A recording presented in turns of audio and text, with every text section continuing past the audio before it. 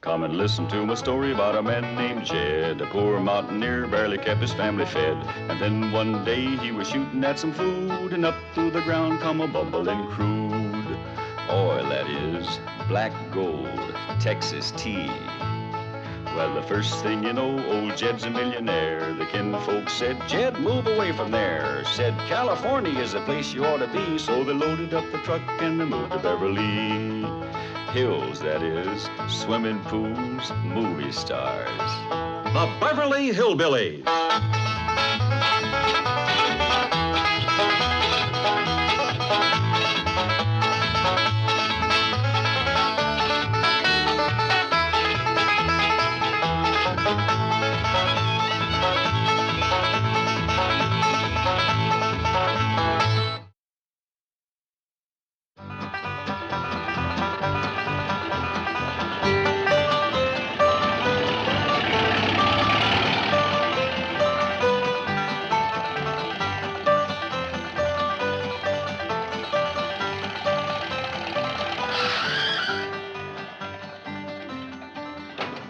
You wait here. I'll go and see Mr. Drysdale. Letter to Mrs. Radner Fenwick. In reply to yours of the 10th, seeking capital for your contemplated housing development. Mrs. Fenwick is seeking capital with her millions? Well, she's too smart a businesswoman to take the whole risk herself. Excuse me, someone to see you. I told you no interruptions. I told you no interruptions. Sorry, Mr. Clampett, no interruptions. Clampett! Well, come in, come in. Well, I don't want to be no bother. Oh, it's always a pleasure to see you, Mr. Clampett. Coffee for Mr. Clampett. Coffee for Mr. Clampett. You help. Well, now, don't make no fuss over me. Oh, it's my privilege to make a fuss over you, Mr. Clampett. I was going over your account just this morning. And do you realize that now you have almost $40 million in my bank? Well, I reckon that money of mine is getting to be a powerful nuisance to you. What? Well, I'm obliged you for storing it here, but it seems to me like I ought to be paying you rent or something. Oh, no. I'm delighted to do it. Oh, that's mighty kind of you. Now, I've come to ask you another favor. More money to store? No. I'd like you to get me one of them airplane tickets to go back home. Oh, my pleasure. Home? Oh, you mean just for a little visit? No, it's more than that. Why, what's the matter? Did someone offend you? Was it my wife? Has she been shooting off her big Boston bazoo again? Mr. Drysdale, it wasn't that at all. Everybody's been surpassing good to us. Elly May is the reason I want to go back to the hills. Oh. Homesick, eh? Well, I tell you what. I'll have your cabin flown out here, log for log, and every tree and bush around it. And we'll put it in your backyard. Then we'll dig a creek, just like the one at home. And we'll stock the whole place with possum, raccoons, hound dogs, bobcats, and whatever Ellie wants. She could just run wild. But that's what I moved out here to get Elly away from. I was hoping you folks would turn her into a lady. But I think she's getting worse. Coffee time! You're to blame for this. It was your responsibility to turn that wild girl into a lady, and you failed. What have you done now, you overdeveloped vixen? No, not her. I'm talking about Elly May Clampett. But wait, she... Mr. Drysdale, Miss Jane done the best she knowed how. Why, as a matter of fact, it was her that got Elly her first ball gown. That's true. By the way, I haven't seen that gown since. What happened to it? I kind of hate to tell you, but I reckon you got a right to know. First time I seen Elly in that gown, she looked like a dream of walking. But when she come back... Oh, you sure was right. Oh, Hagrid, you don't have to wear boys' clothes to have fun with boys. Hey, May, you promised me you wouldn't wrestle. I ain't been wrestling. Then what have you been doing in your ball gown? Doing what I'm supposed to do, playing ball. Oh, I made 2 touchdowns and kicked 3 field goals. Granny gave that gown a good scrubbing with her lye soap and patched it, too. But it never looked quite the same after that. Mr. Clampett, we have failed you. And when I say we, I mean you. But she... Don't argue with me. What are you standing here for? There's work to be done. But I just... Don't argue with me. Feel like I'm causing a lot of trouble for folks that ain't to blame. Now, if you just give me that airplane ticket... No, Mr. Clampett. We'll work on Elly May. We'll polish her. No, Elly May don't take a polish real easy. We'll have to face it, gentlemen. Elly May is a wildcat on wheels. Oh, you heard about this morning, did you? Heard what? Ellie being on wheels. Wheels? Granny and me was having a cup of coffee. And all of a sudden, we heard this roaring noise. If that's Jethro riding his fire-spitting bicycle again, I'm going to take a hickory stick to him. Thank you, Granny. Want to go for a ride? Sweet-smelling polecats. That was Elly May.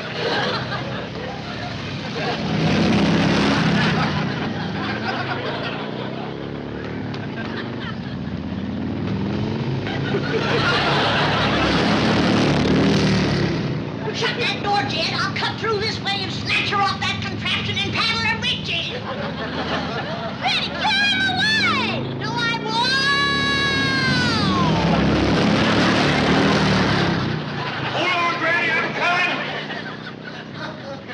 I never would have caught her if she hadn't rode that thing into the cement pond. Oh, poor Granny. When I pulled her out, she was madder than a wet hen. Wetter, too.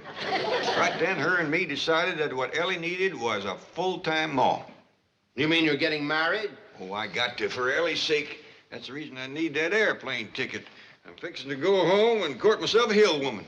Well, how about a Beverly Hill woman? Oh, these fine city women wouldn't look twice at a grizzled-up old mountain goat like me.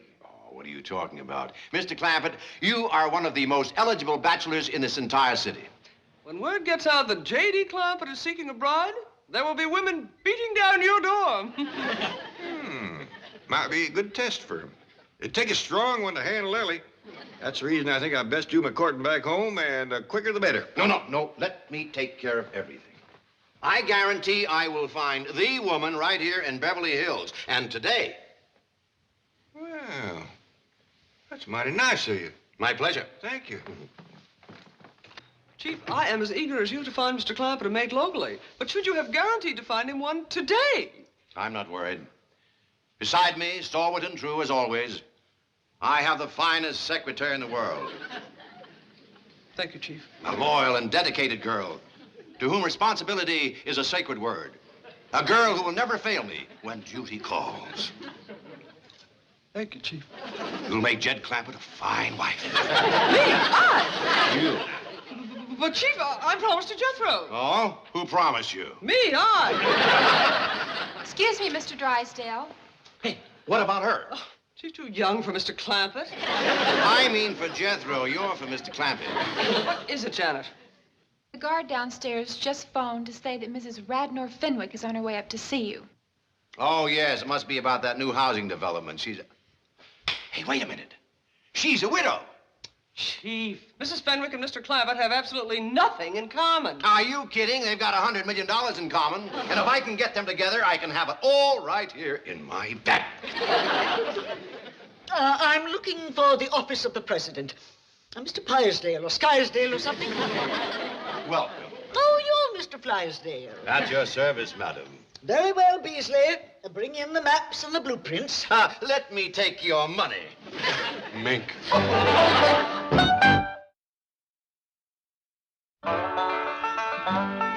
Granny, can I ask you a favor? What is it? Next time you ride my sickle, will you please not leave it at the bottom of the cement pond? I pretty near drowned trying to get that thing started down there. I didn't run it into the cement pond on purpose, you darn... What is that? Well, this here's some of that store-bought courting candy I fetched for Uncle Jed. Praise be. The quicker he gets home and courts a good stout woman to tame that daughter of his'n, the better. Well, I think he's fixing to do his courting out here. Beverly Hills? A city woman? I think so.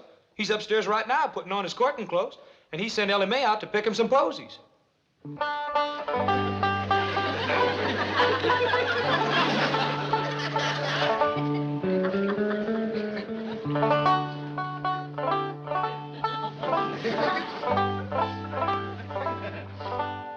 Howdy do, ma'am.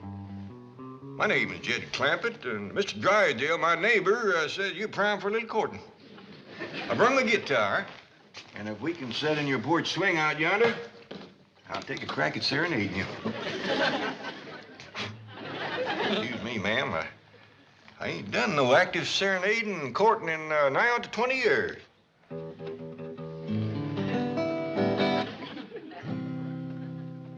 Oh, my darling, oh, my darling, oh, my Jed? darling. What's all this nonsense about you courting a city woman?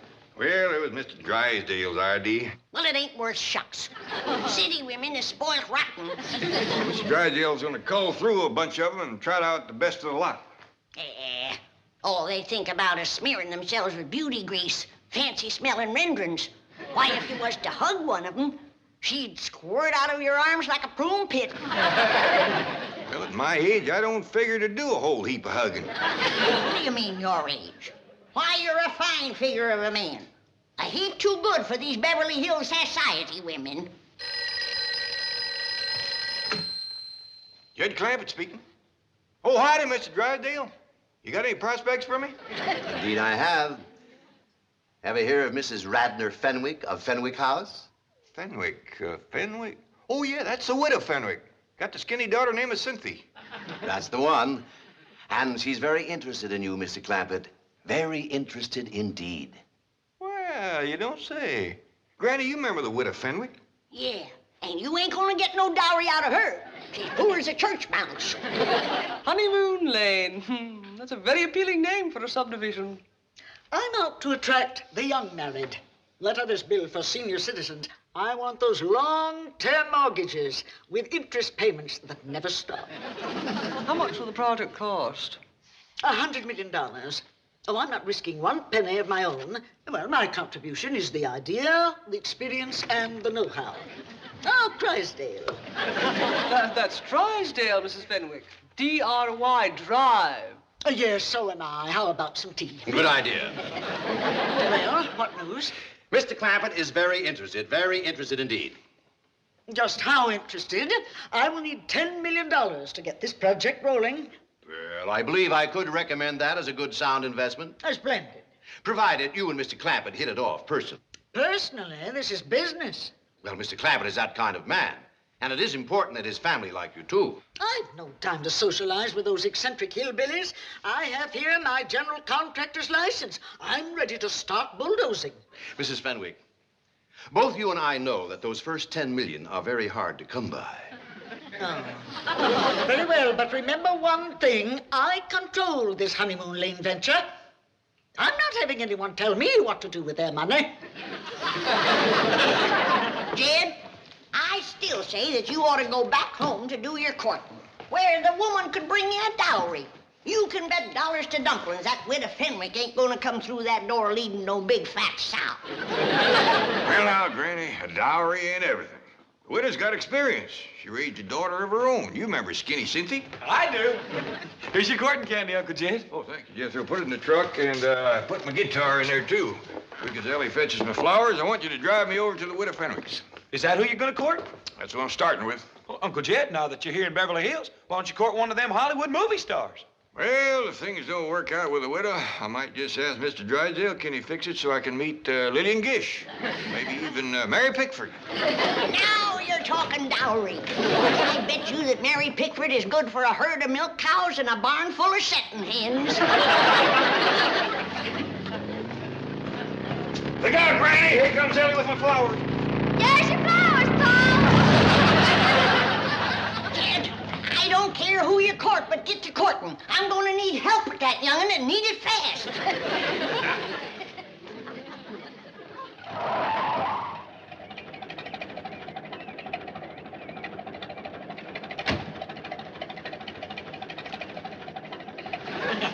How come you're wearing that? Don't want my courting derby to blow off and get dented. Quick as we get to the widow's house, I'll change back. Drive on.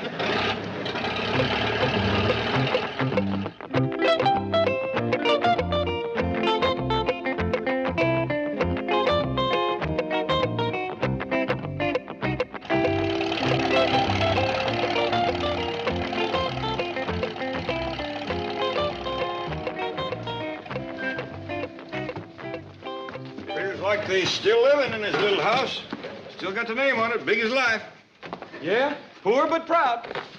Hey, Uncle Jed, I got an idea. How about me going inside with you and courting Cynthia while you court the widow? I don't hardly think there's room in that little house to do double courting, Jethro. I'll tell you what, you come in and say howdy, and then take Cynthia for a walk. leaving the widow and me alone. I get you on. You want to do some sparking, huh? Widow Fenwick? Anybody home? Widow?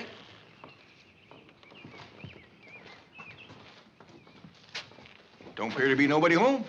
Well, hot diggity dog. Now you and me can eat the candy. Get out of there. Come on, let's go.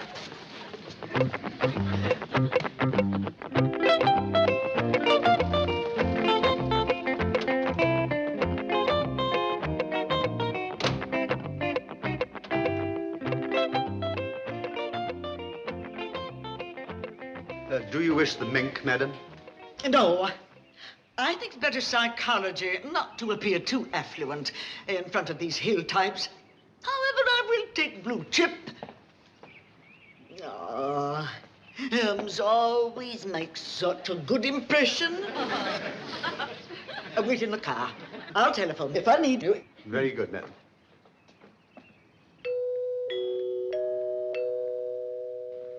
By dingies, it's coming out of the ceiling and the walls and every place. Somebody always comes to the door when that music plays. I reckon that's what brings them in. They hear it playing out on the street. Want me to go see who it is? I'll do it. You get that contraption out of here.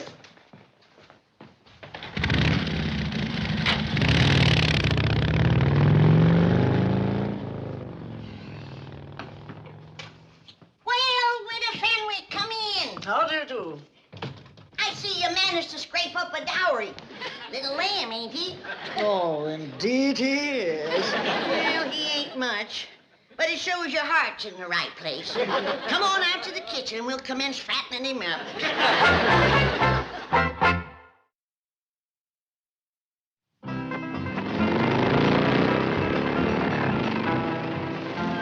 Hey, Elly May! You bring my sickle back here! Now, quieten down, Jethro.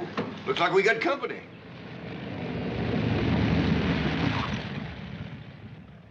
This ain't your sickle no more, and it's mine. 'Tis so. It ain't neither. Tis. Tank, you want to wrestle? You don't. Now, hold on, both of you. I don't want no more of that kind of talk. Jethro, you put that sickle in the shed and get this truck out of the way.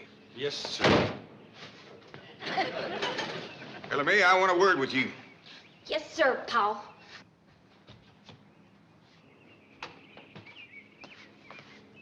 I'm fixing to court you 'em all. Not bad. Is that why the widow Fenwick done come over? She here? Sure is. Mr. Beasley yonder brung over in his new car. Mr. Beasley, huh?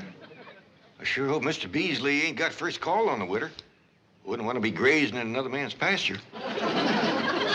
Especially him being a soldier in uniform. Oh, splendid you've returned. Howdy, widow. I reckon I was at your place when you was coming over here. Well, we're together at last, and now we can make up for lost time.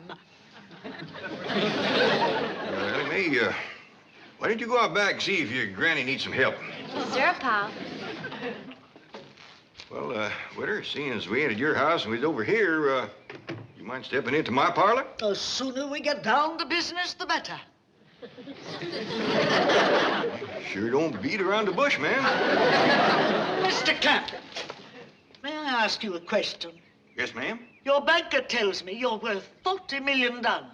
Well, that's what I hear, give or take a few million. Why do you drive around in that truck and dress as you do and eat grits and hog jowls? Well, the way I look at it, widow, if you got it, spend it.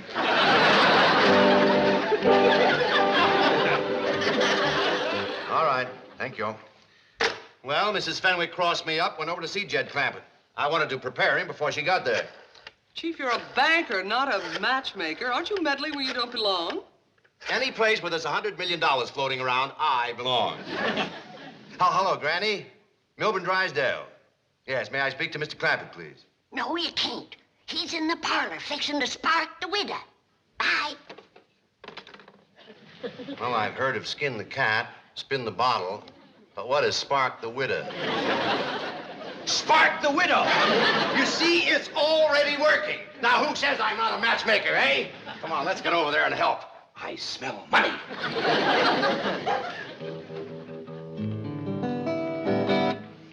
Now, Mr. Clampett, what are you doing? Can't we get to my proposal? Well, ma'am, I kind of like to tune up, sing you a song or two first, kind of get you in the mood. I'm in the mood. Sorry, but I ain't. When I go to court, I always like to build up to it gradually. But you're not going to court. I ain't? No, there's no need for that. Once we reach an agreement, my lawyer can handle everything. Don't that kind of take the fun out of it? Mr. Clampett, I am not in this for fun. Now, look, I'll put my cards right on the table. You are the man I would like to have come with me into Honeymoon Lane. Well, thank you, ma'am. That's mighty flattering to an old goat like me. Nonsense. You have what I'm looking for. So now, what is it? Yes or no? Well, you kind of got me pushed into a corner, Witter. I thought I was going to be the one to do the asking, not the answering. Well, ask away. I have nothing to hide. But what are you in doubt about? Your banker likes what I have to offer. Dun & Bradstreet have given me their highest rating. And the city engineer has approved my construction. Ma'am, I ain't doubting them, but them's things a man kind of likes to find out for himself. Clampett, I'm sorry to rush you, but time is money to me. There are several very wealthy men in this town that would jump at my proposal like that. But I like you. Now, I have the license, and I have the heavy equipment. Yeah, I reckon you do. All right, then, if you'll just answer yes, we can get started on Honeymoon Lane today. Now, what do you say? Witter, ain't you being a mite pushy? You're darn tootin' she is. And if she's this pushy, flat busted broke, thinks what she'll be when she gets her hands on your money. Did I hear you use the term broke in referring to me? I did. You might be as proud as a peacock, but you're as poor as Job's turkey, and you know it. My dear, quaint little woman, I am Mrs. Radnor Fenwick of Fenwick House. That home alone cost me $3 million. For that little place? Witter, you got slicker. Look out, I can't stop! Elly May, you have done ruined that door. I told you to leave that thing out in the shed. No, you didn't, Pa. You just told Jethro to put it there. Witter, I know you ain't one to beat around the bush, and I'm going to speak plain myself. That young'un of mine's going to take a heap of taming. Are you willing? Are you kidding? That'll be your job if and when you're her ma. But I'm what? Hop on, Ma, and I'll take you for a ride. Now, hold on. The widow ain't your ma unless we get proper married. Married? You and me? Well, I don't hardly think we can get to Honeymoon Lane without it. Mr. Clampett, I once said I would do anything for enough money. I now retract that statement. I wonder what you meant by that.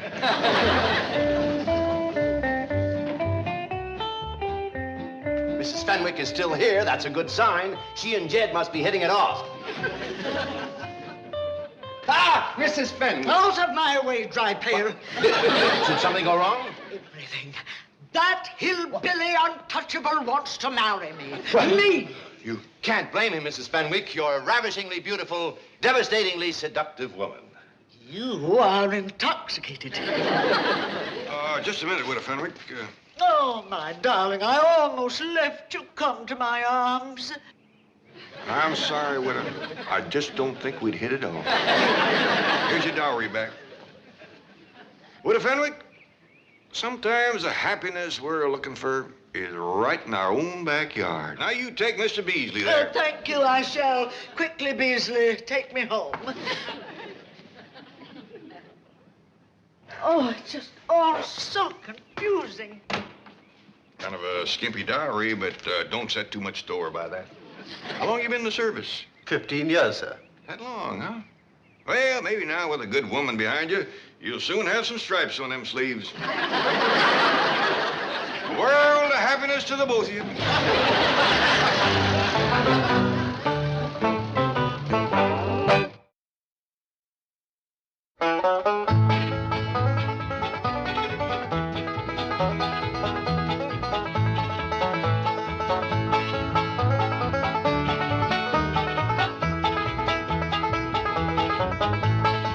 it's time to say goodbye to Jed and all his kin. They would like to thank you folks for kindly dropping in. You're all invited back next week to this locality to have a heaping helping of their hospitality. Hillbilly, that is. Set a spell. Take your shoes off. You all come back now. Here? This has been a Filmways presentation.